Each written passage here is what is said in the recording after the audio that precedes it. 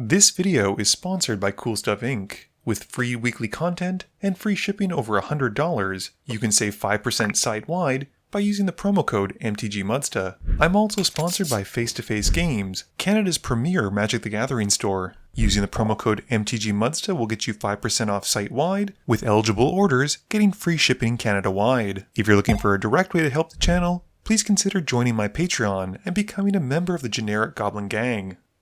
Hey gang, and welcome back. Today's game was filmed in my studio, with Nick, Max, and MJ rejoining us. MJ has built Elminster, and their deck is basically blue-white control with a heavy emphasis on Scry.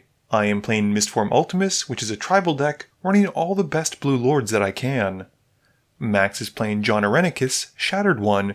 His deck wants to play big creatures, donate them away, and have them fight his opponents for him while drawing him cards. And last but not least, Nick is playing Jacques Le Vert, which he uses to pump up his creature's toughness because he's playing Enraged Tribal with a lot of dinosaurs and ways to ping them. MJ wins the die roll and starts us off. They play a command tower. I play an island. Nick plays a Rootbound Crag, which comes in tapped. Following Nick's example, Max plays a Tap Sunken Hollow. MJ has an island for turn and passes. I play a Ghost Quarter and pay 2 for a Thought Vessel. Nick just has a Plains and passes. Max plays an island, passing as well. MJ also has an island and passes to me. I play a land for turn and cast Mistform Ultimus on turn 3. Nick has a forest and brings out a Sporeweb Weaver, passing after that. Max has a swamp for turn, and pays 3 for a Fleshback Marauder, which as it comes in, has Nick and I sacrificing our creatures. MJ has a Plains and passes. I play an island for turn and cast Diviner's Wand. Nick has a forest for turn and casts Ripjaw Raptor. Max plays an island and casts Gisa. MJ responds to this by casting Fact or Fiction, and has Nick pick the piles. They take the pile of 3, putting to graveyard Jace and Swords to Plowshares. Gisa then resolves. MJ plays an island and taps 4 mana for a Thieving Skydiver, kicking it for 2, and steals my Thought Vessel as it comes in. I play a Riptide Laboratory, and then tap enough in my main phase for Reflections of Littjara, naming Merfolk as it comes in. Nick draws and goes to combat. He hits MJ with the Raptor, and in his second main phase, plays out Selesnya Guildgate, and then casts his commander, Jacques Le Vert, and passes turn. Max has a swamp for turn, and casts Jon Irenicus. He then moves to his end step, getting the Jon Irenicus trigger and giving Gisa 2+1/+1 counters and donating her to me. Plus she's also goated for the rest of the game. MJ has a Plains for turn and casts Mangara. They keep their creatures back for defense and pass to me. I have an island for turn and tap 3 for Mirage Mirror. I then have to attack with Gisa, who goes at Nick, and he takes the hit. Max gets to draw a card from Jon Irenicus seeing it swing, and after that, I pass. Nick draws and goes to combat. He swings at MJ with the Raptor, and then plays out a Phytohydra, passing turn. Max has a swamp for turn, and moves to cast a Hostage Taker. MJ counters it with a counterspell though, and Max then moves to resolve a Sky Diamond. This lets MJ draw a card from Mangara, and Max passes turn. MJ has an island for turn, and taps 6 mana for an Elgith. This seems like a decent card to include with Elminster, thanks to their uptick ability, and they then pass to me. I draw and go to combat. I swing Gisa at Nick, who blocks with a Phytohydra, and Max draws a card from my attacking creature. Nick also gets to add 6+1/+1 counters to the Hydra, and I then pass turn. Nick untaps and draws. He wants to have his Ripjaw blocked, so I make a deal with him and suggest I turn the mirror into it so we can both draw. Nick agrees, and I do so, and we both draw a card. Nick then plays a tapped Boros Guildgate, and brings out Vondrus in his second main phase. Max draws and plays out a Swindler's Scheme in his main phase. He then taps 4 mana for a Sakashima and has it come in as a copy of Jon Irenicus. He then passes turn. MJ has a Plains and taps enough for Elminster in their main phase. They uptick the Walker, which because of Elgith is just a straight draw 3 cards. They then pass, and during their end step, I Wizard Cycle a Vidalcan Aether Mage, going to find Azami.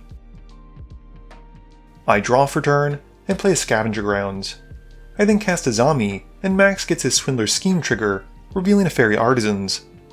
This has Azami being countered, and I get the fairies instead. I then go to combat and have to swing Gisa, who goes at Nick. This has Max drawing 2 cards because he has 2 Jon Irenicuses, or Irenicus-I, and Nick blocks with a Phytohydra. This gives it another 6+1/+1 counters. I then pass. Nick casts a Thunderfoot Baloth in his main phase, but Max's scheme says nope and gives him a Merciless Executioner instead. I get one as well thanks to the Artisan. This means that we all have to sacrifice 2 creatures, and all the sacrificed creatures get exiled by Gisa to be returned on my next upkeep. Nick then goes to combat, swinging the Hydra at Max. Max can't block and takes the full hit. He then passes turn. Max casts his own copy of the Thieving Skydiver, putting 2 into the X as well. This has MJ responding by casting a Dig Through Time. Max reveals for his scheme trigger, but it's its own copy of Thought Vessel, which doesn't counter the dig. The Skydiver then enters and steals my Thought Vessel from MJ. Max then pays 2 for a Charcoal Diamond, passing. MJ draws and upticks Elminster to draw 3. They play a Celestial Colonnade and move to cast Talisman of Progress. This is countered by Max's scheme as he reveals and replaces it with a Thought Vessel, which frankly MJ would have preferred anyway. MJ then casts a Sapphire Medallion and then a reduced costing Jace's Sanctum. Max reveals a Grave Pact off the top, which counters and replaces the Sanctum. MJ then passes turn. On my upkeep, the creatures come back, and we have a Merciless Executioner trigger to resolve. In response, MJ flashes in a Snapcaster Mage and targets the Dig Through Time with the Flashback trigger. We all sacrifice a creature, which are exiled to Gisa, and then the Grave Pact hits the stack. We resolve that, and I exile what I can. I then move to combat, swinging Gisa at Elminster. MJ doesn't block, and the Walker takes 6 damage, dropping to 3 loyalty. I then try and cast a Master of Waves, which has Max revealing and replacing it with a Burning Ruin Demon. I then tutor for 2 cards and have Nick pick the one between a Commander's Plate and a multi-class Baldric. He gives me the plate, and I pass turn. Nick draws and plays a Sunpetal Grove. He casts a Saber Ants, but Max's scheme says no, have a Custodial Lich instead. I get one as well because of the Artisans, and I have Nick sacrifice a creature from my Custody trigger because I'm briefly the Monarch, and Nick then gets his trigger from being the Monarch as well, and I lose my Lich. I then exile the Lich that Nick sacrifices to Gisa. Nick then goes to combat, swinging the Phytohydra at me. Before moving to blocks, I animate the Mirage Mirror as a copy of it. They then hit each other, with Nick's Hydra getting 1+1/+1 counter, while mine gets a total of 12. Nick then passes, and at the end of turn, draws from being the Monarch, while Max casts Vampiric Tutor, losing 2 to tutor for a card. Max plays a Homeward Path as his land for turn, and recasts Jon Irenicus in his main phase. And I get a copy of his commander from the Artisan seeing it come in. He then moves to his end step, giving Jon Irenicus 2+1/+1 counters, and passes it over to MJ. MJ taps enough in their main phase for a time wipe, bouncing Elgith to hand and wiping the board. I then hand back all of my stolen creatures, while MJ upticks Elminster and resolves the ability properly, drawing a card and scrying 2 like nature intended. We then see a Blatant Thievery, which has MJ stealing my Mirage Mirror, Nick's Command Tower, and Max's Homeward Path. They then pass to me. I draw and cast Mistform Ultimus, getting a token cop from the Reflections, which I destroy for the Legendary rule. I then get to equip the Diviner's Wand to it as it enters, and bring out a Gale Rider Sliver before passing turn. Nick plays a forest and casts a Spite Mare. He then just passes, drawing at the end of turn from being Monarch. Max's turn is very quick as he casts an Elder Brain and passes. MJ draws for turn and double checks what Elder Brain does. They then uptick Elminster to draw a card and scry 2. They then have the Mirage Mirror become a copy of the Elder Brain, but keeps all those +1/+1 counters on it, and swings it at me. This has me exiling my hand, and drawing that many, and then taking the hit. MJ then moves to their second main phase, casting Ugin's Insight, and getting to scry 7 because of the Elder Brain's CMC, and draws 3. MJ then casts a Mass Manipulation, which thanks to Elminster reducing its cost by 7, is very affordable. They basically need only pay blue and a little bit more to steal every creature currently on the board, and with nothing else, pass. I draw and cast Merfolk Sovereign, getting a token copy of it from the Reflections. I then pay to equip it with the wand so MJ won't have it still attached to Mistform on their turn, and pass to Nick. Nick draws, but doesn't have much he can do. He plays a Raging Swordtooth, which will deal 1 to all creatures, and responds to the trigger with an Aura mutation targeting Grave Pact. MJ responds, using Rapid Hybridization to take out the Gale Rider Sliver, which will be dying anyway, and gets a Grave Pact trigger as a result. We all sacrifice a creature, and Nick then blows up the pack and gets the tokens, but the Raging Swordtooth trigger kills them all anyway. He then passes, drawing at the end of turn, while Max cycles a Fetid Pools to draw as well. Max plays a land for turn, and casts Crux of Fate, naming non-dragons. He then casts a Slum Reaper, and MJ sacrifices Mistform, and with nothing else, Max passes. MJ has an island for turn, and uptakes Elminster to draw a card and scry 2. This reduces the cost of their next spell by 2, and they cast an Approach the Second Sun, gaining 7 and putting it 7th from the top. They then pass turn. I draw and play an island. I cast a Seafloor Oracle, getting a token copy of it and passing to Nick. Nick has a Frilled Death Spitter and follows up with an Urban Daggertooth. He then just passes, drawing from being the Monarch. Max taps a lot of mana in his main phase to recast Jon Irenicus.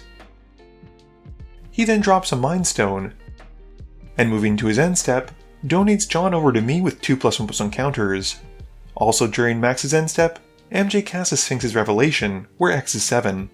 We can't stop that, which also means we can't stop the approach that they just drawn again, and MJ just needs to untap and then tap the mana for it, and it wins them the game. Game review time. So I think it's becoming clearer and clearer to me that Mistform probably needs a bit more draw. I rely too heavily on Azami, and frankly if she goes, I lose out on a lot. Sure, there are some other draw effects that work well with the tribal, like Seafloor Oracle, but I probably need to include at least a few more pieces of just generic good draw.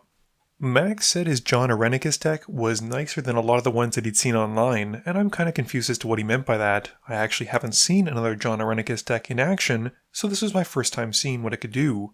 I kinda like it. It's like Zedru but with creatures, and it goads so you never get attacked by them, and it just feels like a fun thing to do in black and blue. MJ's Elminster deck was very strong and very controlling. They built it in such a way that basically they really were able to manipulate the top of their deck as much as they could, not to mention reduce the spells that they were going to draw thanks to Elminster's ability. Unfortunately between Max and I, we didn't have a counterspell between us at that last point, and as soon as the Sphinx's Revelation hit the stack, we knew we were done for. I love these crazy builds that Nick puts together, and a Naya deck running Jacques Le Vert to pump up the toughness of a lot of his green creatures that have sweeter range abilities is a really great idea. Unfortunately, the only really good one that we got to see going was the Ripjaw Raptor, which drew him a couple cards before dying. This video wouldn't be possible without the help from my sponsors, Cool Stuff Inc., Multizone, Original Magic Art, and Alter Sleeves. But it definitely wouldn't be possible without the help from you, the viewers, and my patrons. So I just want to say thank you for watching, and to remember, friends are just opponents you haven't eliminated yet.